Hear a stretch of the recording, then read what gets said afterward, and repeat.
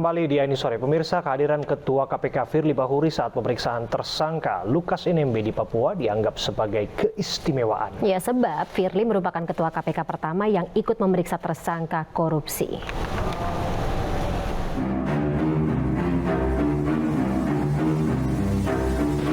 Kedatangan Ketua KPK Firly Bahuri ke Papua untuk menemui tersangka dugaan korupsi Lukas NMB menjadi polemik.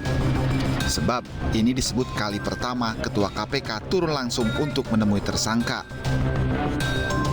Dari foto-foto yang beredar di kalangan wartawan, Firly menemui Lukas NMB di sebuah ruangan dan bersalaman.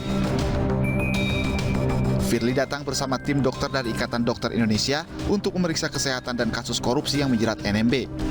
Menurut Firly, pemeriksaan itu berlangsung sekitar 1,5 jam.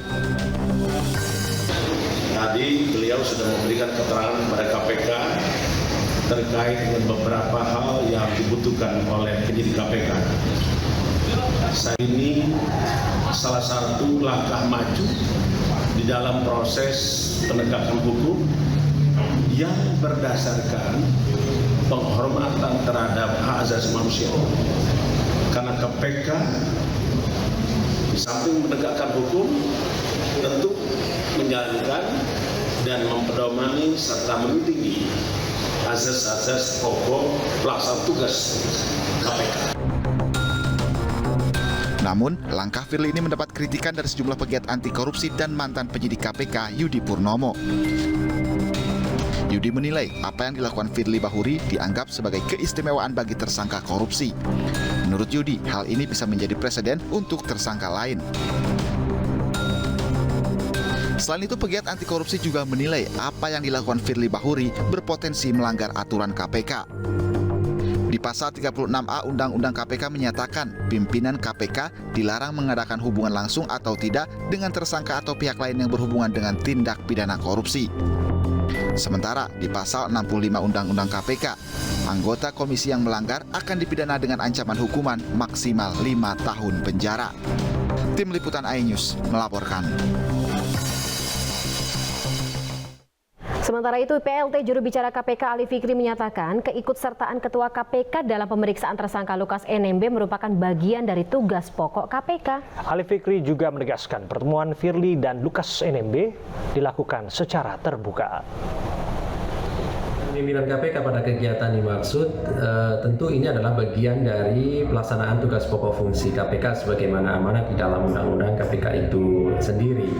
Seluruh kegiatan juga dilakukan secara terbuka yang bisa disaksikan oleh para pihak yang ada di rumah kediaman tersangka dan bahkan kemudian juga dipublikasikan secara terbuka kepada masyarakat.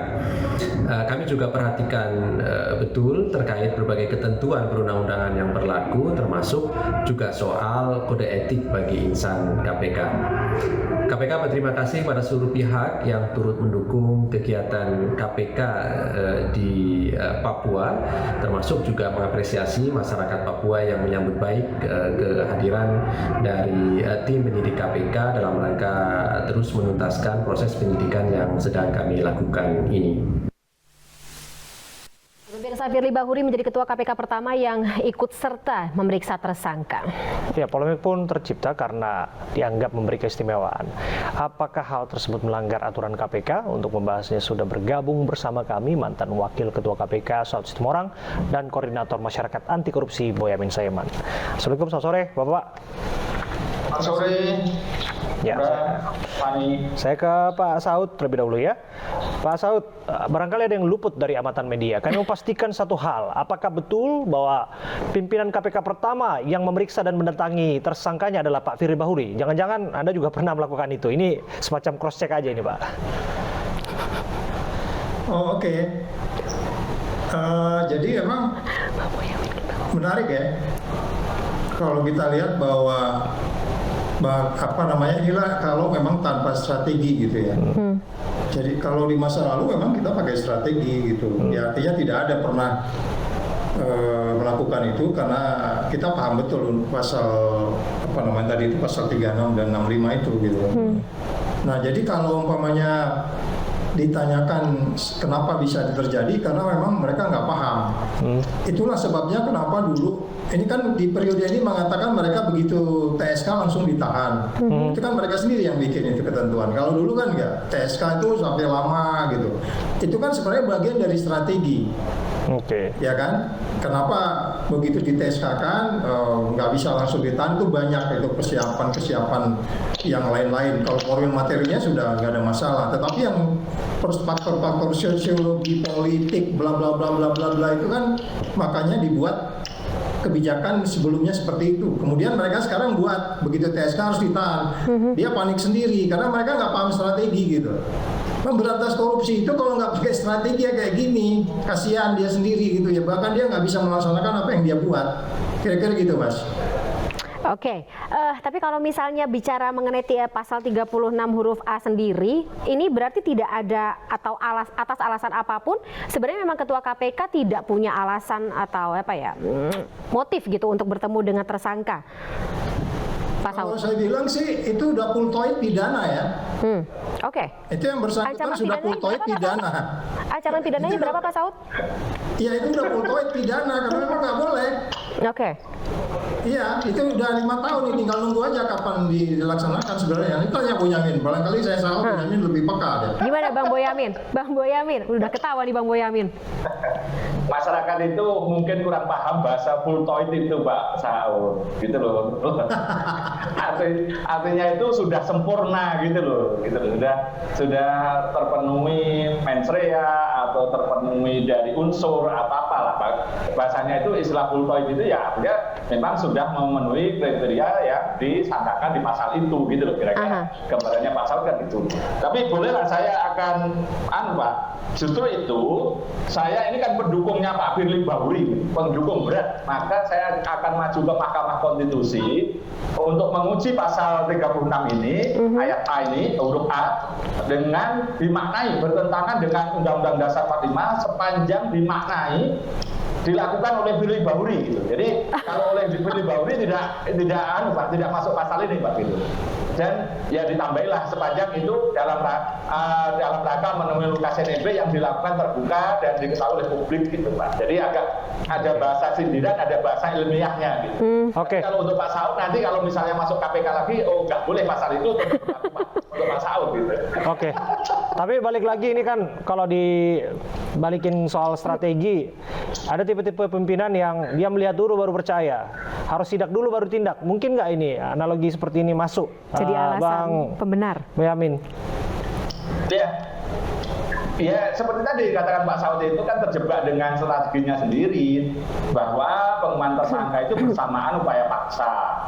Kan ya mestinya harus konsisten itu terus gitu loh. Jadi ini kan dengan waktu itu saya awal-awal itu seakan-akan kritik terhadap periode-periode sebelumnya, proses penentuan pengumuman tersangka itu kan kalau dulu-dulu ya jauh-jauh sebelumnya atau tidak harus langsung penangkapan, penahanan, tidak upaya paksa gitu. Dan nampak kemudian ketika ini dideklar periode ini seakan-akan mengkritik gitu loh dengan merubah bahwa pengumuman tersangka bersamaan dengan upaya paksa yaitu penangkapan dan penahanan. Nah sekarang terjebak sendiri, tidak konsisten jadinya. Dan ini ya menunjukkan memang ya seakan-akan mengkritik periode-periode yang lalu, tapi kemudian yang dilakukan ternyata tidak lebih baik. Itu bahasa Solo gitu. Kalau bahasa Betawi ternyata buruk kan gitu kan. Baik. Dan ini juga tidak berlaku surut ya, maksudnya ini udah tetap akan mengikat yang bersangkutan Firly Bahuri seperti itu. Tapi saya penasaran kepada Pak Saud sendiri, kalau misalnya untuk para pimpinan KPK memang sedari awal ketika bergabung sudah mengetahui kan semua pasal yang ada dalam Undang-Undang Nomor 30 Tahun 2022, termasuk dengan pasal 36 huruf A ini? Harusnya dong. Mbak, waktu masuk itu di sana itu ada namanya proses induksi. Induksi, kalau magnet itu diinduksi ya, yang tadinya besi berkarat jadi magnet gitu. Itu makanya disebutnya induksi. Induksi itu sampai kalau dulu ada apa yang mengajari kita bahkan pakai sepatu aja kalau boleh pakai sepatunya yang pakai tali. Kan kok pakai gitu? Iya, kalau pakai tali itu kelihatan orangnya smart. Sampai kayak gitu induksinya. Apalagi namanya undang-undang yang sebegitu dasar itu udah memang harus masuk dan berpaham. Jadi sebenarnya kalau hati kita itu sudah dibutakan dengan kemudian nilai-nilai yang kita sebut sebagai pemberantasan korupsi yang sangat kompleks itu nggak dipahami. Bahkan tadi kan statement-statementnya kelihatan kayak orang politisi ya ngomongnya tadi ya. Iya, dari Ali Firly atau Ali Fikri tadi ya, Pak Saud. Ya itu politisi banget itu, politisi. Bahasa retorika dan narasi. Ya itu dia. Itu bahasanya Bang Boyamin tuh. Kira-kira gitu Mbak. Oke, meskipun kemudian satu hal yang disinggung mengenai kemanusiaan, mengenai kondusitivitas, mengingat bahwa saat pemeriksaan itu terjadi tidak sedikit simpatisan Pak Lukas NMB yang bersenjata dan berjaga-jaga juga di sana. Adakah hal ini bisa jadi pertimbangan, Pak Saud? Ya, jadi itu makanya saya katakan kembali lagi bahwa hukum itu kita harus pakai nalar, pakai logika, dan pakai argumentasi. Nah, nalar yang saya maksud itulah ada kaitannya dengan strategi. Nalar kita, logika kita diantaranya masyarakat di sana masih rendah, ya kita paham mereka bisa dipengaruhi. Terus kemudian kalau kita lihat itu dari 17 distrik itu 12 mendukung dia. Dia kan dulu itu didukung oleh hampir 9 partai politik ya, koalisi ya, dan seterusnya. Jadi kalau kita lihat, saya katakan tadi pakai strategi yang pertama yang dilakukan pada zaman dulu itu yang itu sebenarnya itu maksudnya seperti itu. Jadi sampai kemudian memang kesannya kayak seperti karatan ya, dibiarin dulu. Tetapi ya harus dilaksanakan. Kan kemarin juga ada satu gubernur di satu wilayah umurnya udah 80, peristiwanya beberapa tahun yang lalu, tapi penegakan hukumnya harus jalan gitu.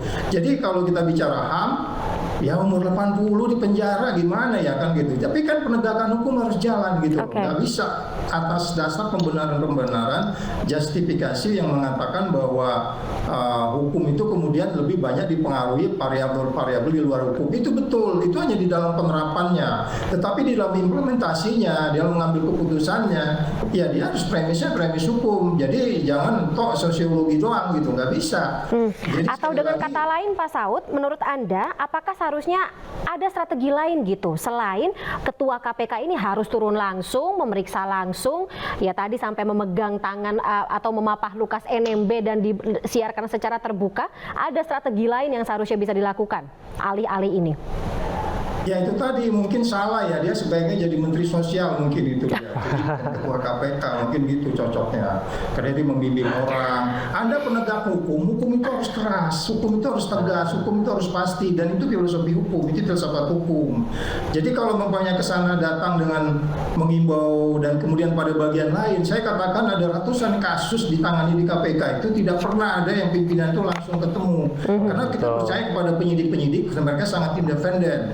Terus kemudian kita ngikutin kasusnya, kalau dia macam-macam baru kemudian kita tegur, kita pelajarin. Oleh sebab itu pimpinan KPK harus paham detail-detailnya, tidak hanya sekedar membaca. Jadi sekali lagi kalau ditanyakan apakah kesana itu bagian dari, kalau kita bicara filosofi kita ya bisa jadi.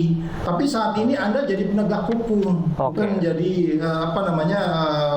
yang kita sebut di luar dari premis hukum di dalam penindakan. Apalagi ini kan extraordinary crime, Anda harus extraordinary thinking gitu, jangan jangan linear berpikirnya gitu. Saya ke Mas Boyamin, imbasnya apa Mas Boyamin? Meskipun banyak orang yang menilai ini lelucon, saya pikir kalau tertawa masyarakat menertawakan stand up komedian, tapi yang ditampilkan bukan stand up komedian di sini, tapi yang ditertawakan adalah praktek hukum jadinya.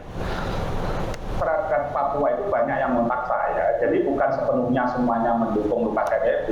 Saya yakin lebih banyak yang mendukung KPK penegakan hukum yang tegas. Ini beberapa hari ini komplain mereka itu, loh, kami ini sudah mendukung penuh dengan tidak mau ikut rame-rame, dengan justru kami ini kan sebenarnya mendukung KPK untuk langkah tegas. Dan kami tadinya sangat gembira Kapolri mengatakan mengirim 1.800 orang personil Polri untuk mengamankan jika ada penangkapan penahanan. Tapi dengan drama hari kemarin ini, hari ini juga itu, maka kemudian buyarlah harapan mereka, jadi pesimis, males lagi mendukung KPK. Jadi jangan dikira semua jadi anti klimaks ya. Ini mendukung Pak Firly atau Pak Lukas gitu loh. Jadi justru yang di perkotaan itu banyak yang mendukung penegakan KPK karena apapun dana otsus itu harusnya turun sampai masyarakat, dan saya juga disorong Serpong, di bagian selatan itu di Manokwari, di Bovendigul dan Kepi itu banyak teman-teman di sana. Justru mereka tadinya berharap betul KPK melakukan penegakan secara tegas dan terukur. Tapi dengan kejadian ini mereka sangat kecewa dan menumpahkan unek-uneknya, marahnya mereka. Dan banyak ini bikin meme-meme lucu. Jadi hari ini Iya, jadi lelucon ya Bang Boyamin.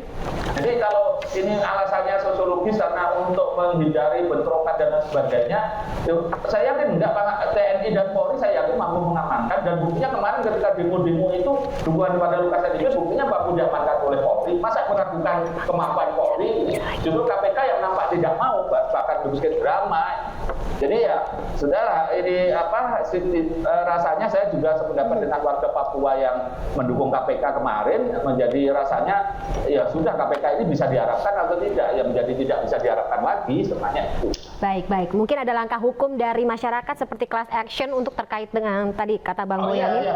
Kalau Januari kan saya sebenarnya kemarin mau November ini mengajukan gugatan pra peradilan melawan KPK atas berlarut-larutnya penanganan Lukas NMB ini. Tapi karena ada drama begini, nanti Januari lah, atau tahun depan aja lah sekalian gitu, sambil melihat situasi kayak apa. Dan mudah-mudahan saya masih tetap berpikir positif, seminggu 2 minggu ke depan ini mudah-mudahan KPK melakukan langkah tegas, karena ini kan tadi katanya langkah maju, sudah melakukan pemeriksaan terhadap Lukas NMB. Mestinya minggu ini atau minggu depan melakukan upaya paksa, karena apapun ini kan sesuai amanahnya Pak Firly sendiri, bahwa pengumuman tersangka itu penahanan. Nah, mudah-mudahan minggu ini atau minggu depan lah ada proses penahanan terhadap Pak Lukas NMB, karena apapun ini kan proses yang harus diperiksa, katanya kan gitu, sesuai putusan Mahkamah Konstitusi. Nah, itulah yang kita tunggu gitu.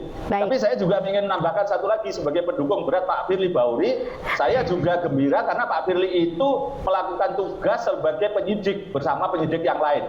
Nah, itu adanya di Undang-Undang Nomor 30 tahun 2002 di pasal 21 ayat 4 itu, bahwa pimpinan KPK itu penyidik dan penuntut. Artinya Pak Firly Bahuri ini adalah yang sekarang getol untuk membatalkan revisi Undang-Undang KPK Nomor 19 2019 kembali ke KPK lama gitu. Saya terima kasih sebenarnya berpikir positif terus. Bang Boyamin. Baik Bang Boyamin. Bang Boyamin dan juga Pak Saud Situmorang, terima kasih atas insight-nya, waktunya bersama kami di iNews sore hari ini. Sehat selalu Bapak-bapak semuanya. Terima kasih dan sampai jumpa. Ya pemirsa, aksi massa bertajuk 411 atau 411 digelar di Patung Kuda Arjuna Wijaya, Jakarta Pusat. Selengkapnya setelah jeda berikut ini.